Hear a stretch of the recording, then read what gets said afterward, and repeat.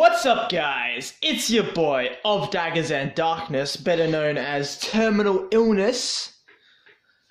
You know, I'm always coughing, I got glag throat, and it's fucking like 3 in the morning, but hey, we're going to be looking at another M1911 style blaster. This is actually called the jf10s, as you can see by the manual. So we're going to look at the manual first, and basically it's just going to give us an overview.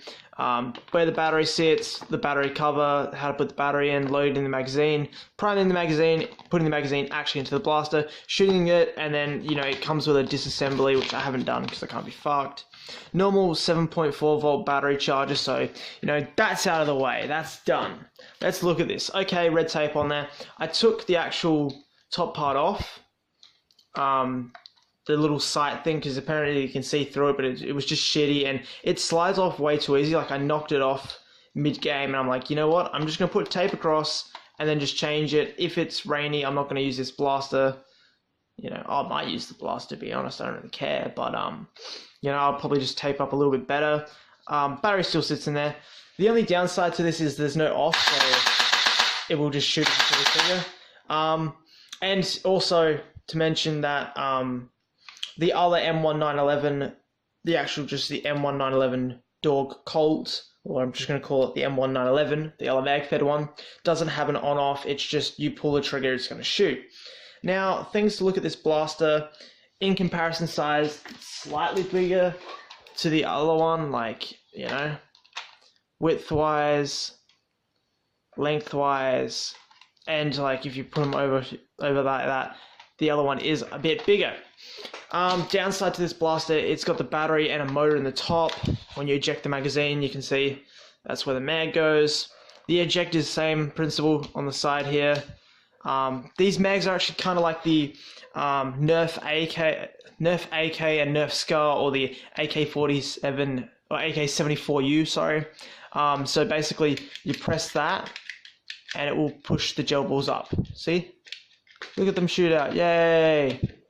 And that primes it. So you prime your mag, knock it over, pull the open hatch, fill it up, close it, put it into the gun, and that's basically how, you know, you get the most out of your thing. So, like, this is just a quick tip as well. If you're playing a game, fill your magazine up. If you're using any kind of mag, it's sometimes a little bit more frustrating if you're using a motor operated mag, because you can't manually press it. But prime it, put it in the gun, shoot it till it shoots one gel ball, take the magazine out, open it, fill it up, because you'll have at least 6 gel balls in the internal workings of the actual, between the magazine and the actual, like, T-plug itself. There'll be like 6 gel balls in between that. Probably not in the pistol, but in the assault rifles, definitely there'll be 6 gel balls. And there'll be about 10 to 15 gel balls actually sitting in this line here.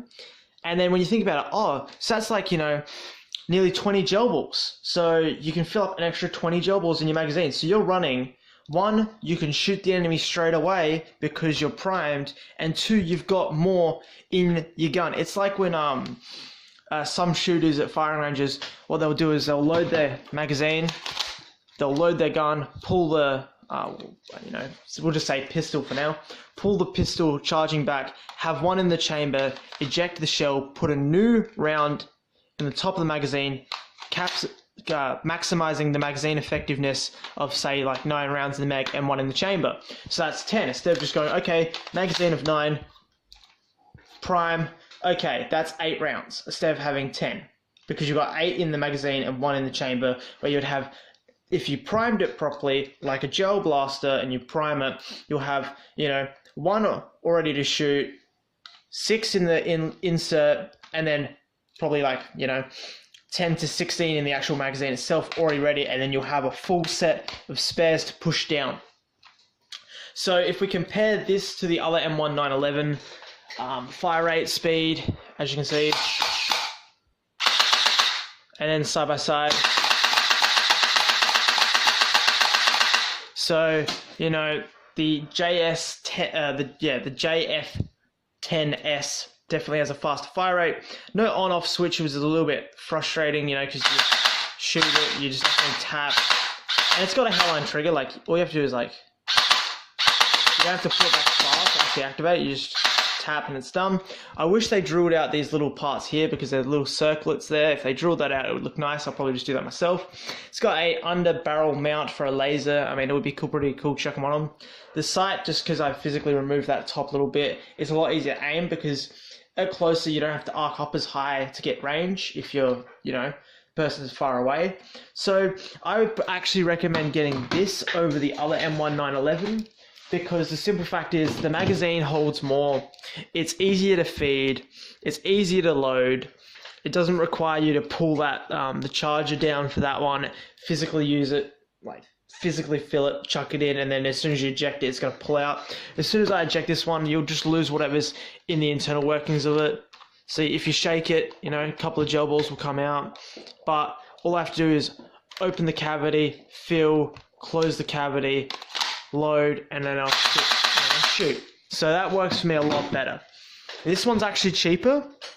It retails at $85, where the normal M1911 retails at around $100. That one looks better for sure. They're both really strong plastics. These both quality-wise and plastic-wise feel amazing. They feel solid. Like, if I drop this, I'm not worried it's going to break. Like, they feel quite solid for plastic.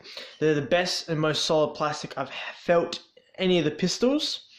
And I own, the Revolver Warrior, the manual Glocks. I own the Fire Sprint. So I have had a couple of pistols. So I felt, a couple of pistols. I haven't had all the pistols, but I felt a couple. So these two definitely feel the highest quality plastic so far. But I would recommend the jf10s because more magazine space, faster fire rate. Yes, downside is it doesn't look as cool, but yeah, it's definitely a more solid blaster. So guys, don't forget to like and subscribe. Chuck me a message or a comment if you've got any questions. Hit up my Instagram of Daggers and Darkness, and I'll catch you next time.